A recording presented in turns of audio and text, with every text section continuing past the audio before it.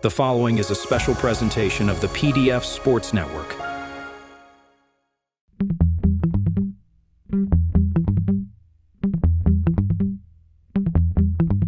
You know I'm right. Nick Durst here without Joe Calabrese because Joe is stuck on an airplane coming back from Florida up back north. And our guest today knows a lot about flying from Florida up to the Northeast, does it probably every single weekend. But he's an entrepreneur and he's by far, I think, the tallest or the biggest guest we've ever had on the show. I think he's like between 6'6" and 6'8".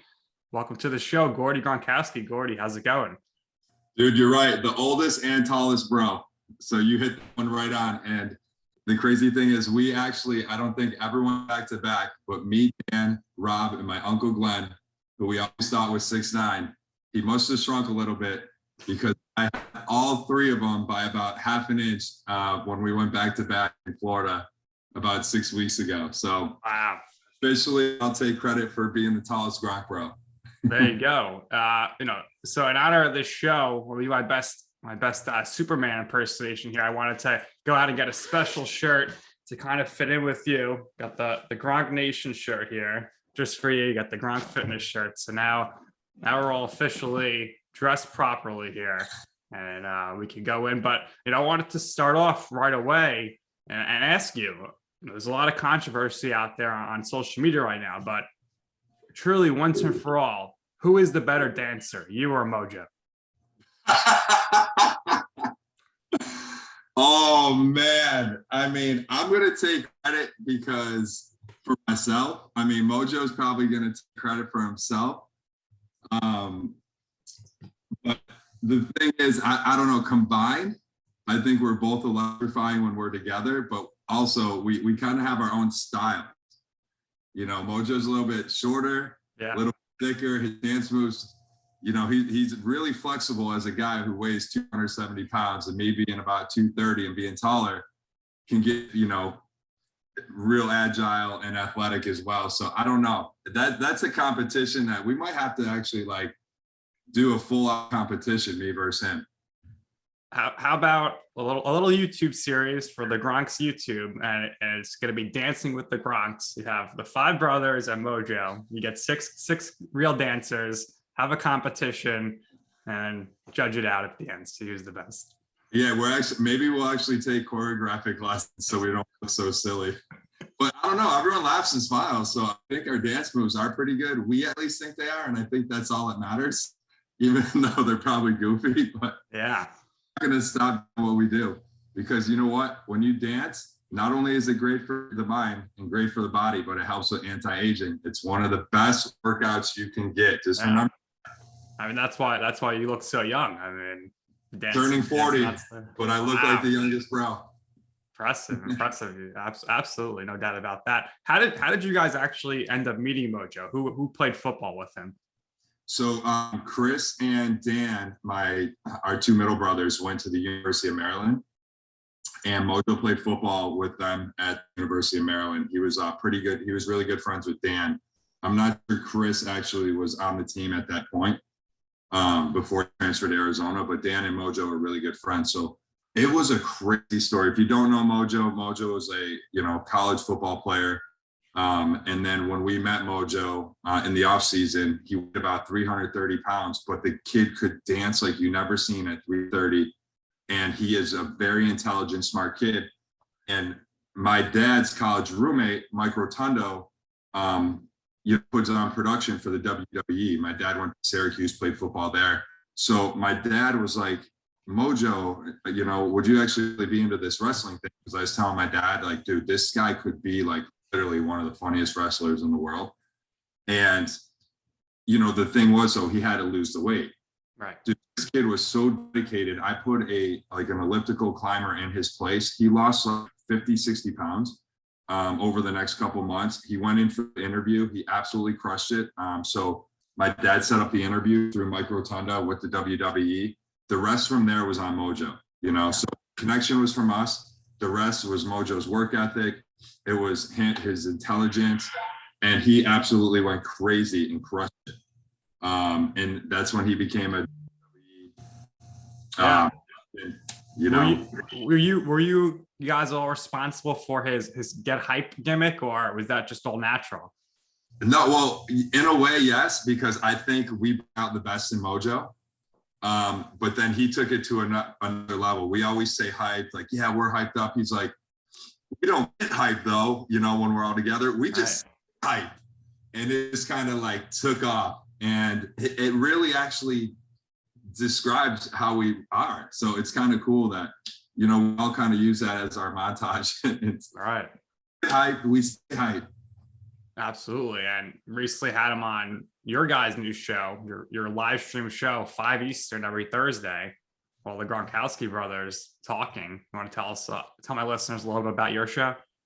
Yeah, everyone out there, if you want to check us out, every Thursday we're doing a live YouTube series with the four bros without Rob. Obviously, he's playing, you know, during the season right now.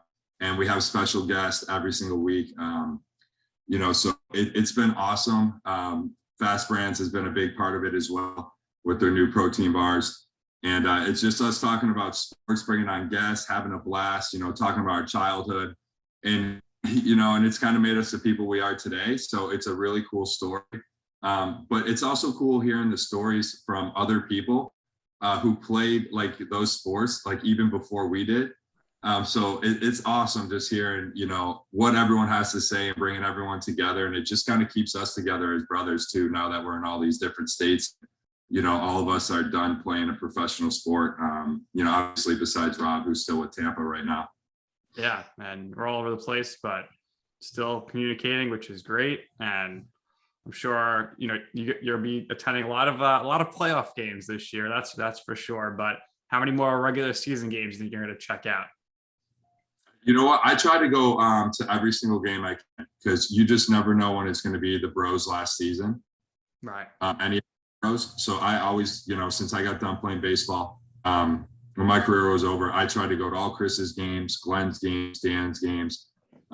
You know, and still to this day, we have someone still playing a professional sport. So it's absolutely crazy thinking that we grew up, you know, in high school following each other, then college, and then still where sports is, you know, our life in fitness. And it's crazy that we're still going to Rob's games to this day. But I try to go to as many as I can. You just never know when the last game's going to be, when the last season's going to be. And you got to enjoy it while you're young and while you can do it, especially with all the bros and especially all the nephews and nieces that we're starting to have now. They're having so much fun at the games too. So it really brings us all together. Yeah. And, you know, all great athletes, but you were the first, you were the trendsetter. And I mean, my men's softball team were having a rough go of it. We lost back-to-back championships games. Maybe we need to bring in a ringer, somebody who could play first base, third base, hit some bombs, potentially somebody who went to Jacksonville University, drafted by the Angels. What do you think, Gordie? You're going to have to bring me out of back surgery, because I'm actually having that this week.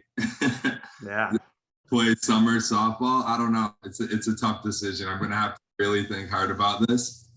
But you know what's funny is I actually played this summer for the first time in my life. We lost in the championship. I couldn't go to all the games. And you know, and I'm not kidding. I told myself I would never play softball, just because if I got hurt, yeah, I would just be so mad at myself for playing pickup beer league softball. But this is a fun competitive league on the ocean outside Boston. And I've had such a great time. And it's fast. It's an hour and 15 minutes max. It's a very quick game. It's a competitive game. And I just didn't think I'd have as much fun as I did. And I might play again sometime, but, you know, I'm probably going to have to take the summer off just because of the surgery, you know, back surgery I have to have. I'm looking forward to also having that and to being more athletic and more dynamic on the dance floor than ever. Because if I'm out of pain, that just means I have more game. So it's wow. There you go. So when you were at Jacksonville University playing baseball, did the thought ever cross your mind that, hey, I actually might have a chance to get drafted here? And then ultimately, when you were drafted by the Angels in the 49th round in 2006, how did you find out about that? Obviously, it's not televised or anything. 49 rounds is crazy, so it's multiple day process. So how did you find out about that? Yeah, it's actually crazy because baseball is nuts, because they have so many minor league systems before you make it to the major leagues. So even if you're the first pick in the MLB draft or first round or second round, you're still going to the same farm team as a 49 rounder, as a 50th rounder, as a 30th rounder. So you all end up at the same level, no matter what round you're drafted. And a lot of times the guys drafted in the later rounds are college guys with more experience versus kids coming out of high school. So you actually have more experience. You're farther ahead than these kids, but the kids that you pay more money to usually have a lot of raw talent that they want to develop. So, before they have to go to college, they can get to the major leagues quicker. So it's a really kind of even playing field, which is really cool to see. And then you have some guys who are just absolute studs, right? But I was, the whole thing was when I left Buffalo, New York, it's hard. No one recruits you, right? So I wanted to go to a school where you can play baseball year round. You want to play with the top guys out there. That's what makes you better. Playing baseball in Buffalo, New York, playing football in Buffalo, New York, no one comes to your college games. No one comes to your high school games. It's pretty much snowing. Like, you don't want to play baseball in the snow. So when I walked on to Jacksonville, and it was also a point to prove to my brothers that, hey, if I can do it, you guys leave too, And I think by me leaving really set the level of like, hey, I'm at a high Division I program that makes the top 64 every single year, and it was just an incredible experience to walk on. And when I walked on, the next goal really wasn't to get drafted. The next goal was, how can I play? How can I be the best teammate I can be? And learn from these other guys while staying humble, but, being a leader through my work ethic. And that's what I really bring to the table. And I think that's what we bring to the table as brothers, is we're not like the rah-rah, guys who really, speak for motivation. We're more guys who do and show. And I think that's very powerful. Show up to class, be there every day, participate, be a good teammate, get to practices and games on time or early, help others out, and, just continue to work hard in the fitness room before school and after school, after games, after practices. And it helped me because I gained about 30, 40 pounds. I grew 4 inches my freshman year. Took a red shirt, and then my actual freshman year, I was able to start. Fortunately, I earned the starting job about 20 games in, and the rest was history. I just never looked back. No. And freshman player of the year, and we went to I was freshman All-American. I earned pretty much every freshman accolade you can earn in our conference. First player to ever, as a freshman, to earn the conference championship, freshman MVP. So it was exciting, but I was super humble about it. Unfortunately, again, my sophomore year, I had a huge hiccup and I ended up having back surgery, which kind of hindered my career. Got drafted late, had a great career with the Angels in the minor leagues. And unfortunately, my back just couldn't hold up through 152 games in 164 days. And, still bothering me to this day, but you know what? I'm thankful for every opportunity I had. And I think, it meant a lot to my brothers. Like, hey, if you can get out of Buffalo, or you can get out to what you think is a tough location, anyone can kind of do it. Most people can do it if they really want to, but it's not easy. It's not easy, and it was awesome because then my brothers started leaving and going to awesome schools outside of Buffalo, and Buffalo's our hometown, which kept us humble. But it was just really good to leave and also see what else is out there, especially when you never travel the world. Now I've been to, I think, 44 states. Wow. Places I played in the minor leagues. Yeah. But yeah, the draft is weird too. Like, you have 3 days, right? So the first couple rounds is really slow. The second day, it's just like boom, boom, boom, boom, boom. And then the third day, right? And so I got a call on the third day. The Angels, I knew were very interested in me. But the biggest thing was, and why I dropped so far in the draft, was because of my medical history. And, it's a business.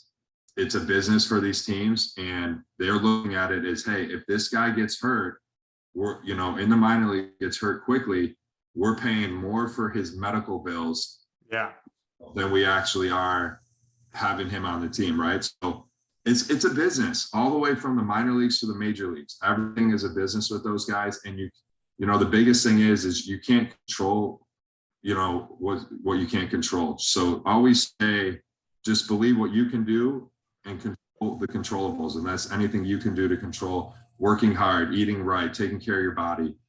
You can control that stuff. And then the rest is going to be history. You can't ever try to figure it out, because it'll just drive you up a wall. You never will.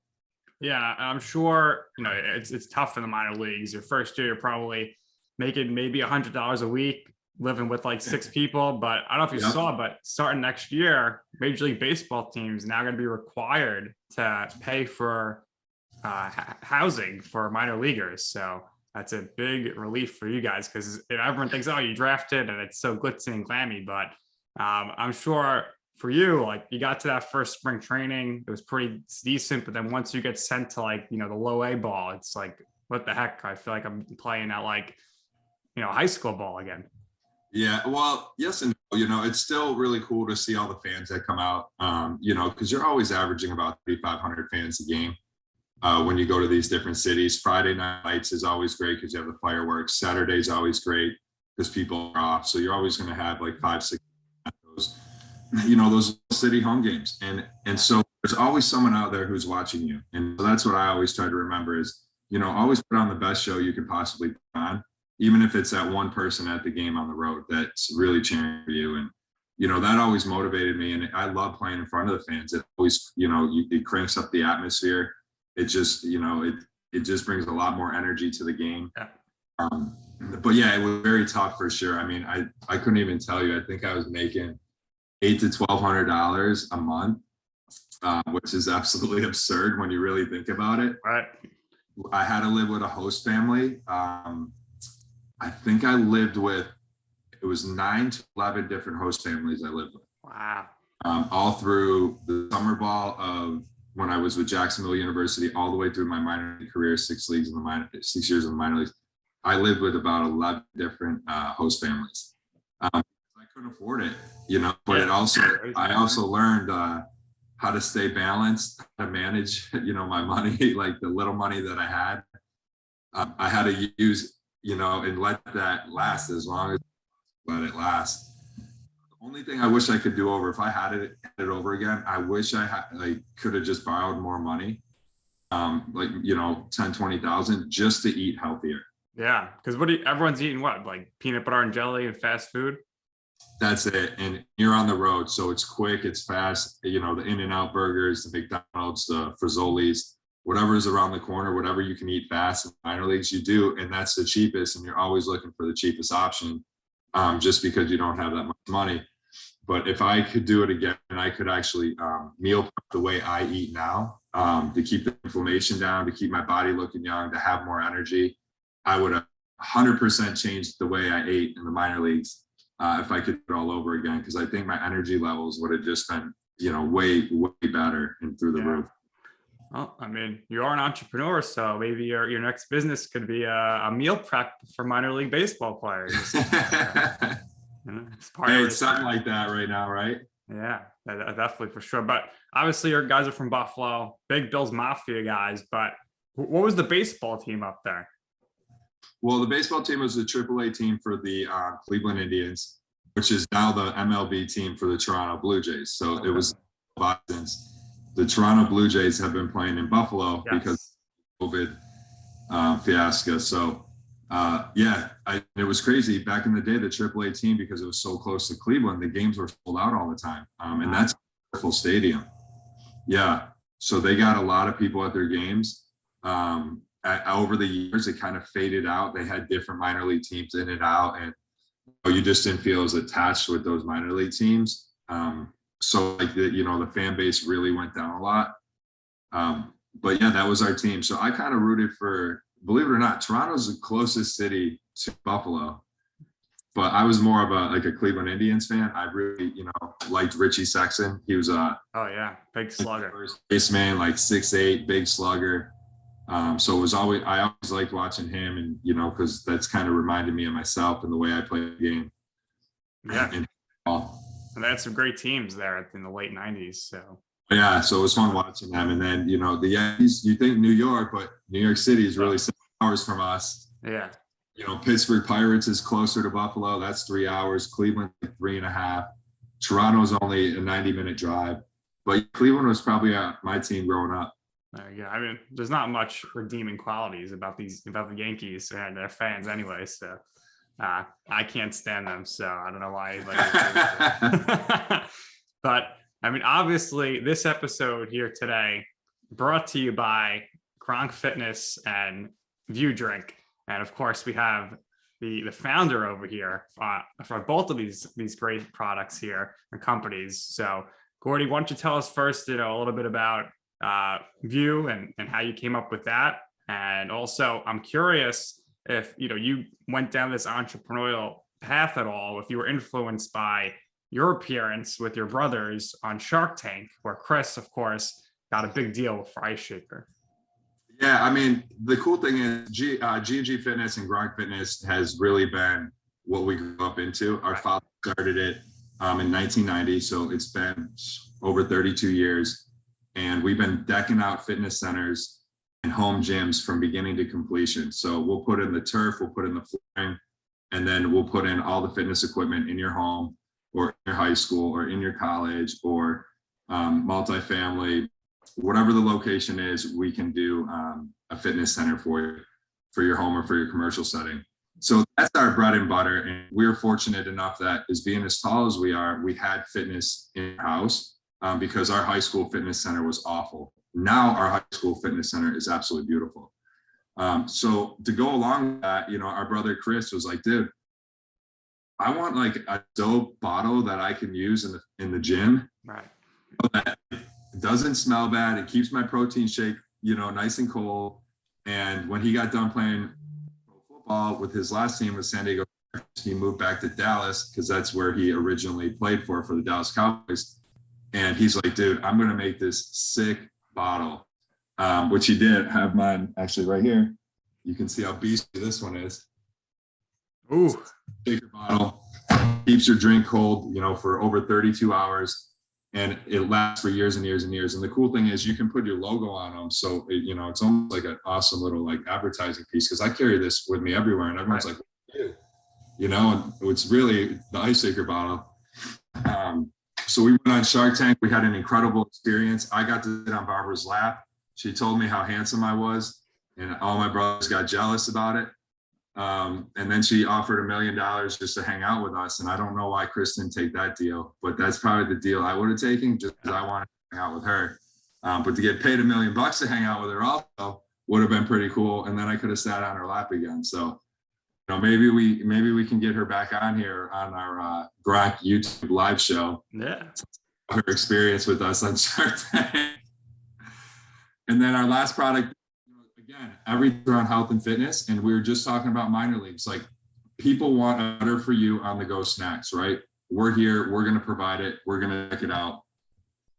And that's where we came out with this. This is our new VUE vitamin T, especially for minor leaguers or anyone. We have our powder packs. So we have our daily powder packs. I could absolutely use this in the minor leagues. No added sugar. No preservatives. It's your essential vitamins for the day. So you have your daily pack, you have your pre-pack, so you can take a pre-energy pack before the game, and then you also have your electrolyte after the game. So me being a baseball player, and that's how I always went about the schedule, that's how kind of came out with these as well, as your daily vitamins for the morning, your pre-pack before a game or like a workout, and then your electrolytes for right after. Like you need to immediately get your essential vitamins in. All your powder packets. So VUEDrink.com. And we have some incredible on-the-go snacks. And what was I just telling you? In the minor leagues or on the road, 152 games, 164 days, you need to eat better. And that was one thing I was telling you, Nick, like, I wish I could do it again and just have better snacks and better food for my health. And we're going to be coming out with an incredible line in 2020 of on-the-go snacks, along with our new flavors that are coming out with our vitamin T's. So super pumped up about our new VUE drinks. Haven't had one yet. VUEDrink.com. Minor league teams, MLB teams, like this is what everyone should be drinking right now. Any teams out there, any people in general, just to live and feel better. No preservatives, no added sugar, 10 essential vitamins for the day, and it's a tea. So you have a tea in an aluminum bottle that's 100% recyclable.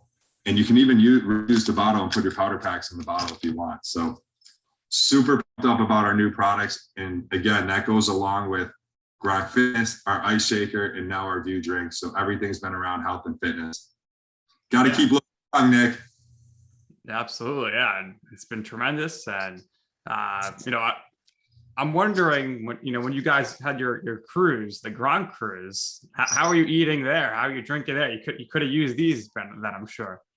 I think we probably could have used a couple thousand like VUE powder packs. So I would, if I knew that, I would have bought them for myself, for everyone, because the Gronk Cruise was one of a kind, and I think I was cramping every single night because I was so dehydrated from partying. Yeah, and we had Chris on with us, and he said, "I said no, the cruise possibly the future." He said, "Never again, never again." Yeah, I just the issue with the cruise is when you're on a boat and you're stuck there for 4 days. After about the second day, it starts to get really aggressive, and when a hangover's about to hit, the best thing to do, right, on a third or fourth day is what? To continue to drink. Right.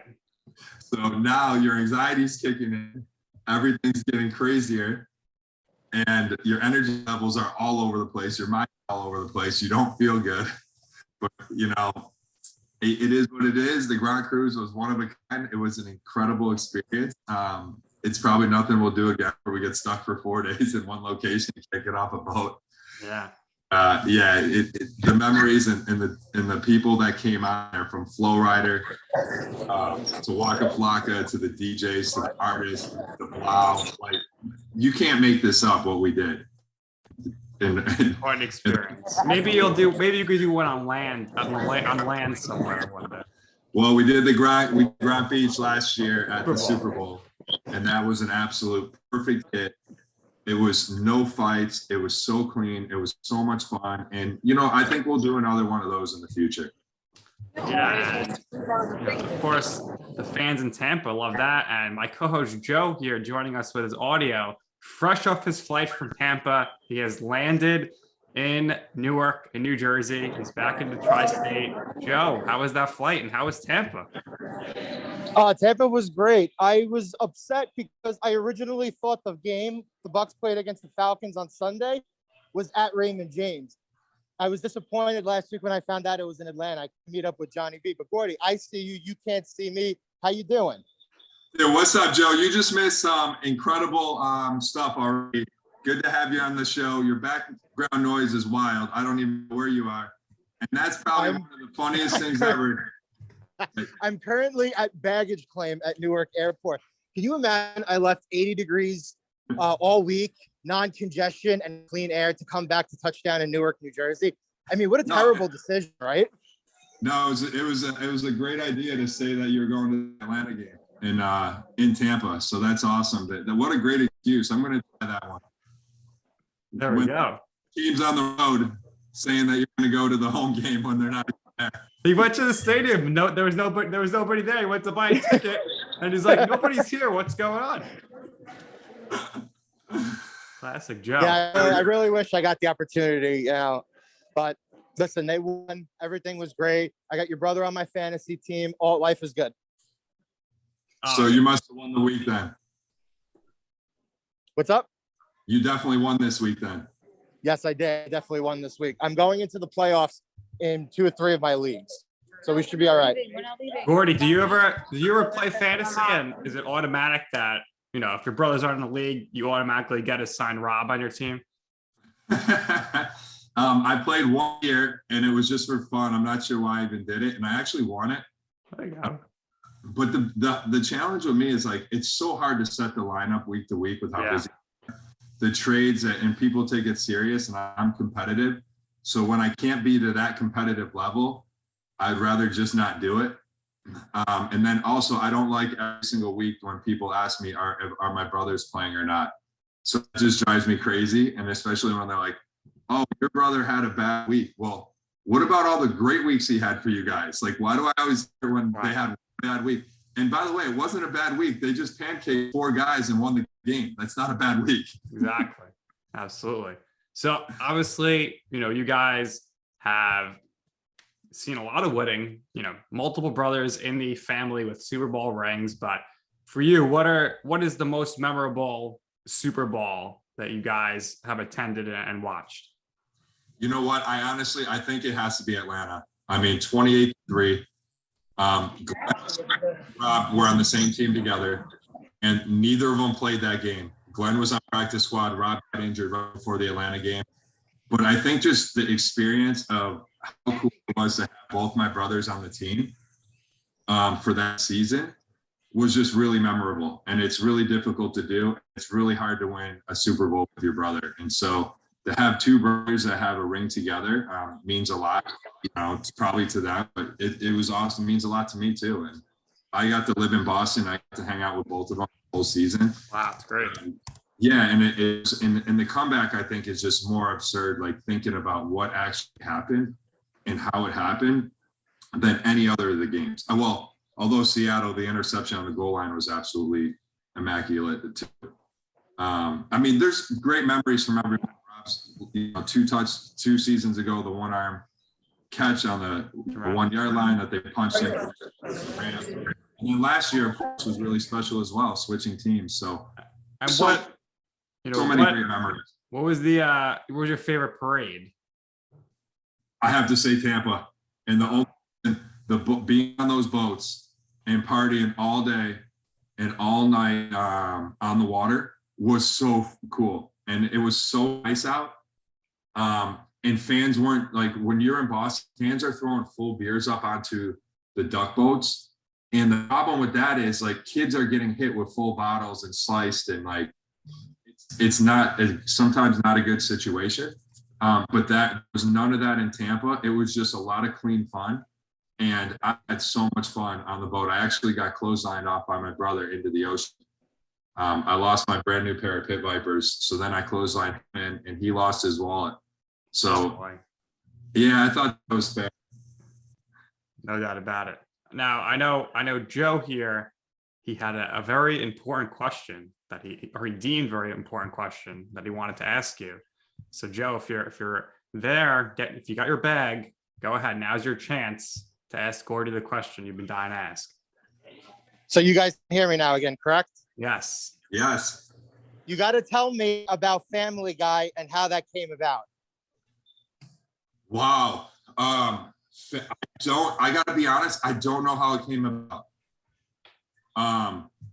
But the experience was like, it was nothing I've ever would have thought of in my life. So the way it worked was we were talking with who's the founder of Seth MacFarlane. Yeah. So we were chatting with Seth MacFarlane. He was in LA. So we were with their whole team through in a soundproof room in Boston, Rob and I.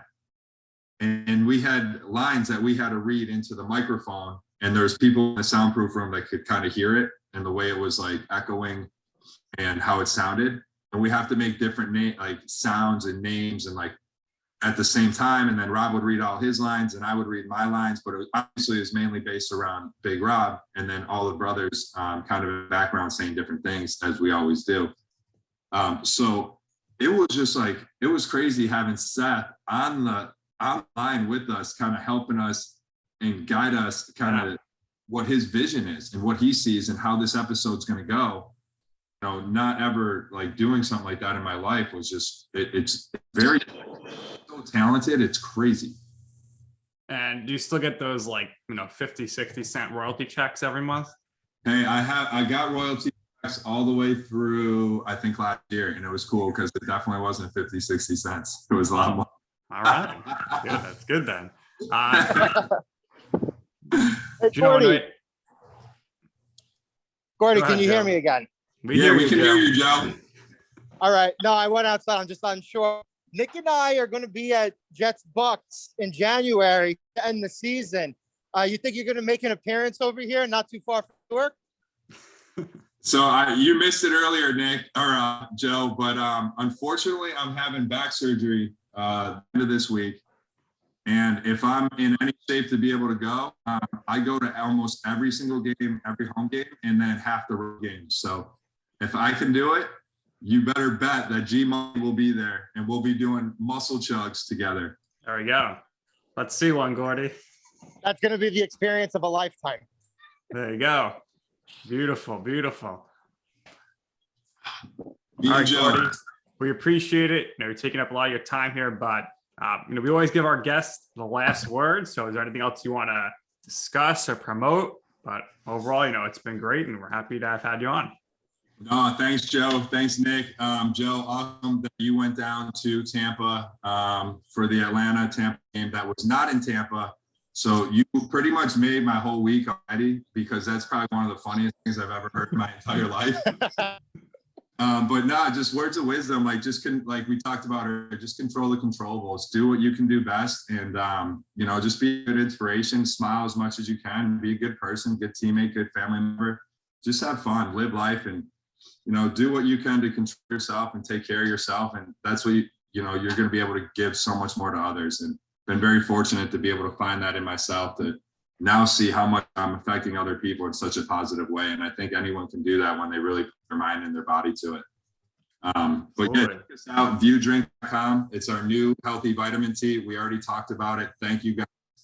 Sports teams, everyone should be drinking this right now. It is the healthiest beverage on the market. Yes, we are a new product. We just came out, but go to VUEDrink.com and check us out. Our powder packs range from our daily vitamins, our pre-workout before the games and before your workouts, and our electrolytes. Everyone should be drinking our electrolytes right after the game, right after workouts, because it has your 6 vitamins and minerals to help rehydrate you and get your body back in line. So check it out, VUEDrink.com. Thank you so much, Nick, Joe, appreciate it. And hopefully I see you guys at either the Jets game or in Tampa for a game soon. Well, you can guarantee the next time the Bucs are on the road, Joe will be in Tampa for the game. So he's going to be there. But Gordie, we appreciate it. Thank you so much. That's going to do it here for this episode of You Know I'm Right. Joining us from Newark Airport, my co-host, Jack Brees, but of course, our main guest here, the man himself, Gordie Gronkowski. I'm Nick Durst, and this has been You Know I'm Right.